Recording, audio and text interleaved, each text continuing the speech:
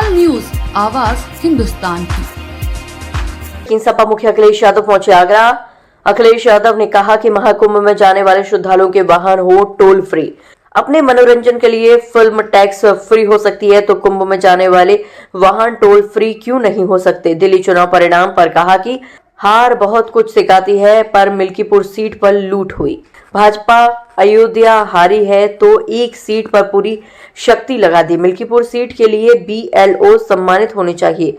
दिल्ली में आम आदमी पार्टी के सामने कांग्रेस चुनाव लड़ने पर कहा कि हार बहुत कुछ सिखाती है, जनता के फैसले का स्वागत। दिल्ली चुनाव परिणाम के बाद इंडिया गठबंधन और मजबूत होगा। कुंभ भगदड़ में मौत के आंकड़ों को सरकार क्यों छुपा रही है? इसीलिए ताकि मुआवजा न देना पड़े। कुंभ में 40 करोड़ के आंकड़े को पूरा करने के लिए सरकार हर शाही स्नान के बाद सरकार करोड़ों का आंकड़ा जारी करती है। मैं जब कल रात को हाईवे पे चला तो मैंने देखा बड़े पैमाने पे गाड़ियां रुकी हुई हैं टोल पर।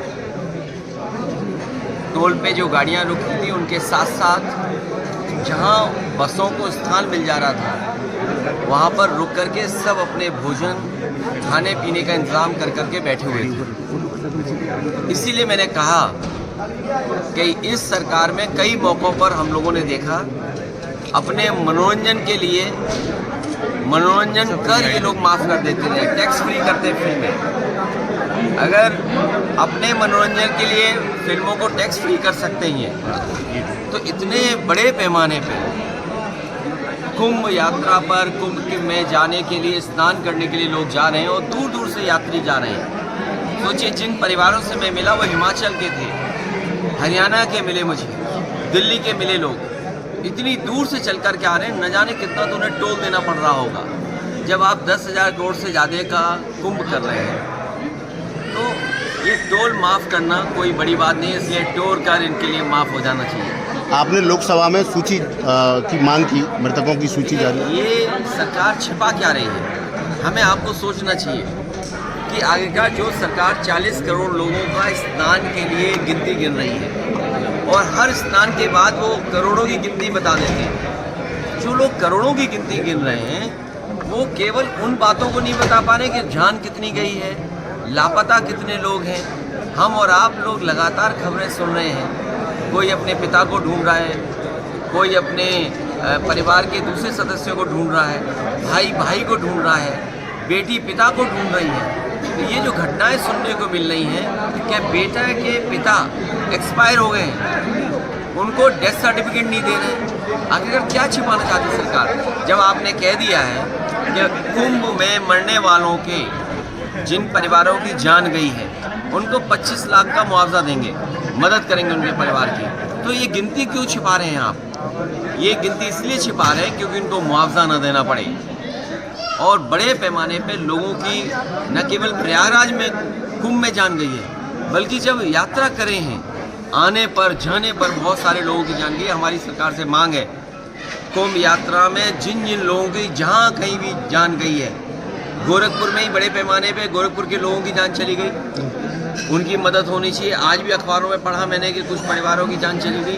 तो कुंभ में जान जाने वालों की, दूसरे प्रदेश के जो लोग आए जिनकी जान गई उनकी, और कहीं भी श्रद्धालुओं का एक्सीडेंट हुआ उसकी जान गई है तो सरकार को मदद करनी चाहिए उनकी। सर, दिल्ली विधानसभा चुनाव परिणाम आ गया। देखिए, दिल्ली का परिणाम जो हमने आपने देखा, आपको हम चाहते थे कि आप पार्टी जीते, आप पार्टी नहीं जीती, बीजेपी जीती है। लोकतंत्र में हम जनता का जो भी फैसला वो स्वीकार करते हैं, लेकिन उत्तर प्रदेश की हमने आपने लूट देखी है।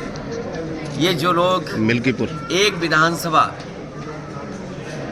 पूरी ताकत लगा दी ने, इन्हें तो लोकतंत्र में कोई बहुत बड़ा सम्मान देना चाहिए। लोकतंत्र में इन्हें सम्मान मिलना चाहिए, उन BLO को सम्मान मिलना चाहिए जिन BLO ने पर्ची नहीं पहुंचाई, नाम काट दिए समाजवादियों की। उन अधिकारियों को भी लोकतंत्र का कोई ना कोई पुरस्कार मिलना चाहिए जिन्होंने वोट नहीं डालने दिया।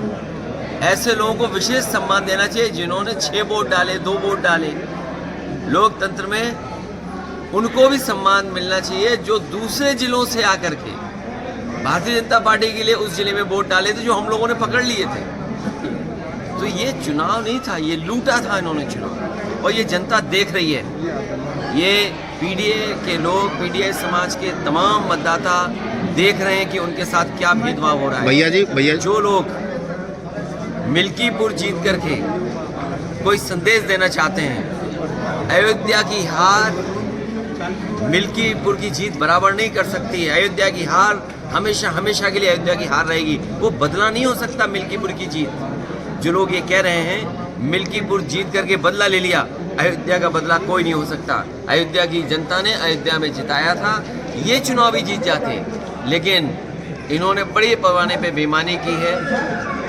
एक में जीत सकते हो, लेकिन इस तरह की जो काम किया है वो 403 में आपकी 420 ही नहीं चलने वाली आने वाले समय में। चुनाव आयोग ने कार्रवाई क्यों नहीं की भैया इसमें? चुनाव आयोग पता नहीं जग रहा है, सो रहा है, कहाँ चला गया। इसकी चिंता हमें और आपको दोनों को मिलकर करनी चाहिए। भैया जी, पहले हरियाणा और अब दिल्ली में आम आदमी पार्टी हारी है, उसमें से कांग्रेस कम से कम 14-15 सीटें जो प्रचार किया वो सीट जीते हम लोग सर। लेकिन कांग्रेस खिलाफ चुनाव लड़ी, आगे भविष्य क्या देखते हैं इंडिया गठबंधन?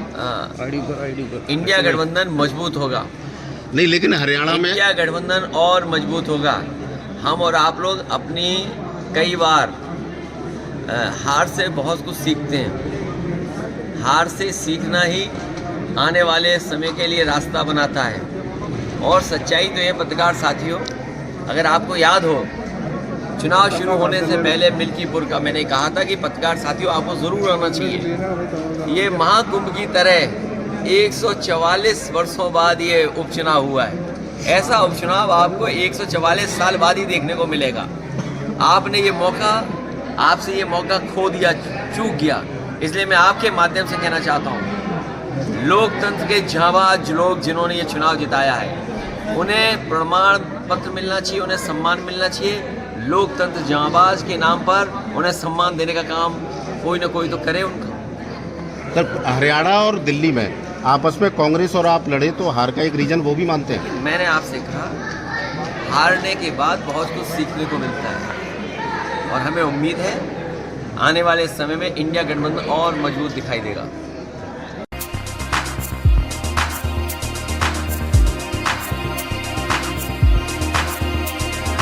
तत्काल न्यूज, आवाज हिंदुस्तान की।